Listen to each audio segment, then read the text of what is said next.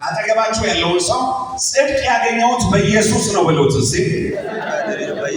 የዘላለም ሕይወት ያገኘሁት በኢየሱስ ነው በሉት እስቲ።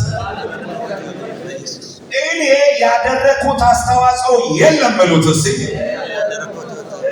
የዘላለም ሕይወት ለማግኘት ማንም ሰው ዋጋ የከፈለ ሰው የለም። ዋጋ ብትከፍሉም የእናንተን ዋጋ እግዚአብሔር አይፈልገውም። ምክንያቱም ምንድነው ካላችሁ ከብሉይ ኪዳን ዘመን ጀምሮ በእግዚአብሔር ፊት የመቆም ኃይል፣ አቅም፣ ድፍረት የነበረው አንድ ሰው የለም እስከ ዛሬ ድረስ። ነገር ግን በሰውና በእግዚአብሔር መካከል አንድ ጣልቃ ገባ። የነገስታት ንጉሥ፣ የጌቶች ጌታ፣ አልፋ ኦሜጋ፣ በሥጋ ከዳዊት ዘር የተወለደ እንደ ቅድስና መንፈስ ከሙታን የተነሳ የእግዚአብሔር ልጅ ሆኖ በኃይል የተገለጠው ኢየሱስ እኛን ለማዳን ሰው ሆኖ መጣ። አንድ ሰው ጮሆ ኢየሱስ ይበል እስቲ። ዛሬ የሁምታታ አየር በሙሉ ኢየሱስ በሚል ስም እንሞላዋለን። ሁለት እጃችሁን አንሱና ኢየሱስ በሉ እስቲ። የዘላለም ሕይወት ያገኘሁት በማን ነው? በኢየሱስ። የጸደቅኩት በማን ነው? በኢየሱስ።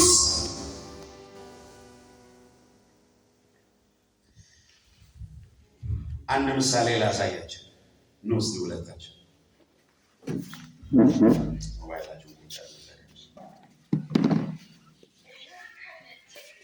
አቤ ቁጭ ብለህ ቅረጽ። እሺ ተባለ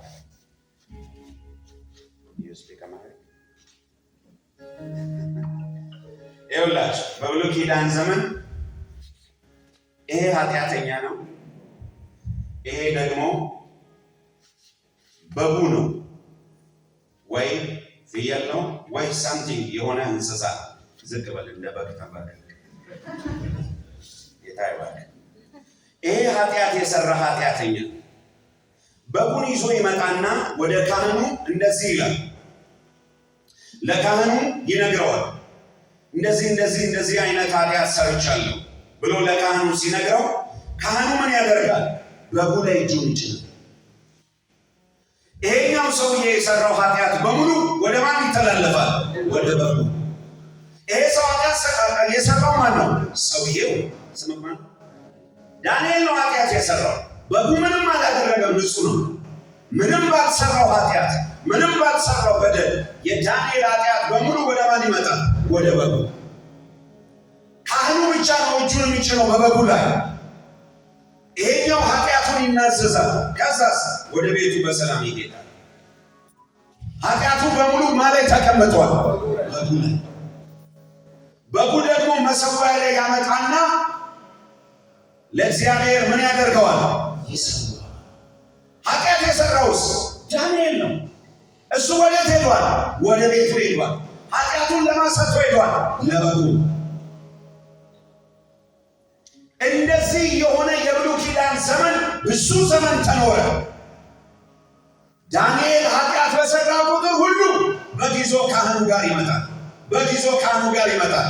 እግዚአብሔር አየና ጽዋው ሲሞላ በቃ አለ። ለሰው ልጆች ሁሉ ከዚህ በኋላ አንድ በግ ይታረድላቸዋል።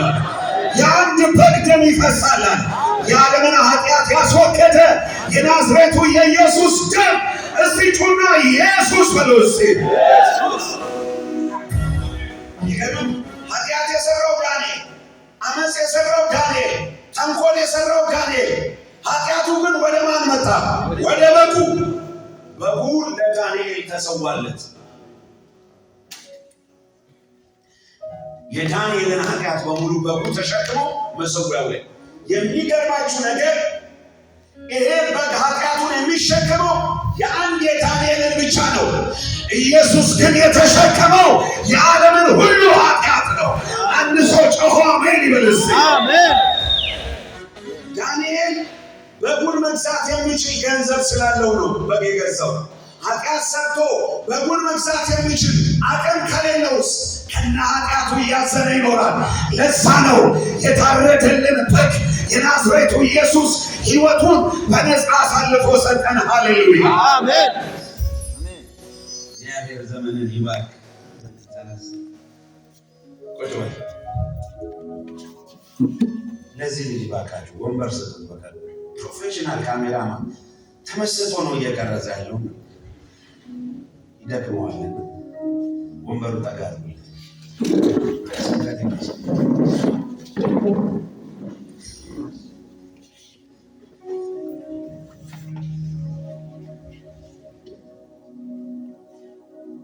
ሃሌሉያ እስቲ አቤኔዘር በሉ እስቲ አቤኔዘር እግዚአብሔር ረድቶናል በሉ እስቲ እግዚአብሔር ረድቶናል።